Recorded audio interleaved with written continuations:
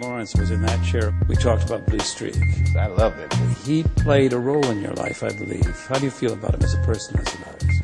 Martin Lawrence is the guy that showed everybody you can make it from D.C. to Hollywood. And I had a personal stake in his success. Every time he did something, it made me feel inspired and really good. And he was always real nice to me. He'd sit me down, "What's going on with you, baby boy? What? We'd talk about comedy, whatever." And, you know, when we did Blue Streak, we were promoting it, and Martin had a stroke. He almost died. And then after that, I saw him, and I was like, "Oh my God, Martin, are you okay?" And he said, "I got the best sleep I ever got in my life." That's how tough he is. So let me ask you this. What is happening in Hollywood that a guy that tough will be on the street waving a gun, screaming, "They are trying to kill me"? Yeah. What's going on? Why is Dave Chappelle going to Africa? Why does Mariah Carey make a $100 million deal and take her clothes off on TRL? A weak person cannot get to sit here and talk to you. Ain't no weak people talking to you. So what is happening in Hollywood? Nobody knows. The worst thing to call somebody is crazy, is dismissive. I don't understand this person, so they're crazy. That's bullshit. These people are not crazy. They're strong people. Maybe the environment is a little sick. What did you mean, Dave, when you described your father's death in 1998 as the beginning of a terrible decline? I was 23 when I was doing Half Baked. I was getting ready to turn 24. And I was going through all the things that a dude goes through when it goes from one level to the next. I was starring in a movie that I wrote. So things start getting crazy around you. Yeah. And my 24th birthday was coming on August the 24th, and I said, this is going to be a big one. And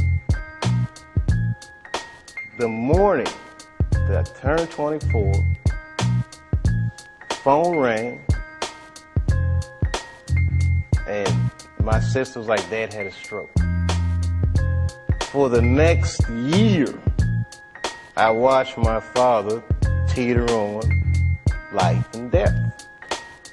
And it was just all this stuff, man. Like Dad was down, the Half Baked didn't come out the way I wanted it to come out. I was real upset about that.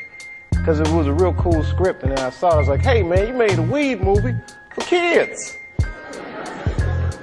And it wasn't for kids, the script, you know. It was all these things, so much pressure. Africa. Then I was in Ohio. I get a call on my cell phone from Hollywood. I'm like, "Hello, Hollywood." They're like, "Hello, Dave." They're like, "That pilot you did for Fox, looks like they want to pick it up. We need you to come out because they want to meet with you." And I was like, "Well, listen, I can't really come out right now. Got a real bad situation at home. Can we talk about this on the phone?" No, they would rather meet with you in person. But you know, like the horror that they turned us into, I jumped on that plane and left my father's bedside, which I regret to this day. And I went out and I sat with these people in this room. And if you can imagine a large circle of people, and I was 12 o'clock, the black dude.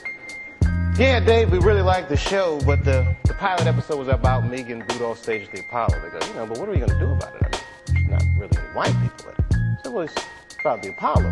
It's not really white." "Well, we were thinking about the girl on the show. We didn't think she was that funny, not that good looking. I think we should recast her, maybe." And they start using terms like universal appeal. Basically saying they want me to recast the girl with a white woman. I said, "Yeah, I don't think I can do this," and I quit.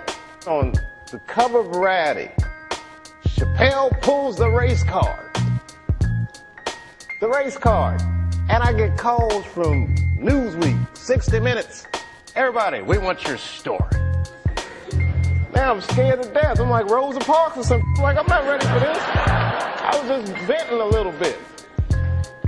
And then, a few months later, Dad dies. And that's hard for a young dude in his life. That's a real tough loss. I was there when he died. He went from being my father to what are we gonna do with the body? Within moments, it was over. And I'm going through all this stuff, and this is the guy I would usually talk to, right? Dad, and I gotta figure this out for myself. I wanna figure this out for myself. You know, I was beat down, I wasn't living right. You know what I mean? Like, the weed thing was just a bad habit at this point, and you know what I mean? All these, you know, chicken head girls you mess with when it comes with the territory. I'm just being real, being real. Just wasn't living right, man. I didn't feel good, and the stand-up stuff was just some angry stuff. It was just like I was kind of bottoming out. But when my dad died, because I've been commuting back and forth to Ohio so much, that's when I bought the farm, which I called Hollywood Farm. Did you stay in Yellow Springs for a while? I live there to this day. I live there to this day. I'm raising my kids there. Look, man, at that point in your life, it's something so real in contrast to what Hollywood is, a very powerful illusion. When your dad died, it kind of just broke the spell. Like, oh, this is bullshit. Look, I've been spending so much time doing this. What about my family? What about my friends? Wait, whatever happened to my friends? Damn, I don't even have any friends. Ugh. So I bounced, man. And New Year's Eve, 1999, I moved into that farm, and that was it. As far as I was concerned, I was done with